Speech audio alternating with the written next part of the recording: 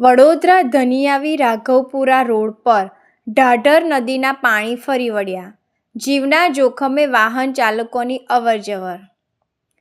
ઉપરવાસમાં પડેલા સાર્વત્રિક વરસાદને કારણે વડોદરા ગ્રામ્ય વિસ્તારમાંથી પસાર થતી ઢાઢર નદીમાં ભારે પાણીની આવક નોંધાઈ છે. નદી બે કાંઠે વહેતી થતાં ધનિયાવી અને રાઘવપુરા વચ્ચે આવેલા મુખ્ય માર્ગ પર ઢાઢર નદીના પાણી ફરી વળ્યા છે. ઉલ્લેખનીય છે કે વડોદરાના તરસાલી નેશનલ હાઈવે 48 પરથી કાયાવરોણ તરફ જવાનો આ મુખ્ય માર્ગ છે. રોડ પર નદીનું પાણી વહેતું થતાં વાહન ચાલકો ભારે મુશ્કેલીમાં મુકાયા છે. આટલી ગંભીર સ્થિતિ હોવા છતાં અનેક વાહન ચાલકો જીવના જોખમે આ ધસમસતા પાણીમાંથી વાહનો હાંકતા કેમેરામાં કેદ થયા છે. નદીના રૌદ્ર સ્વરૂપને કારણે મોટી હોનારત સર્જાવાનો ભય સેવાઈ રહ્યો છે.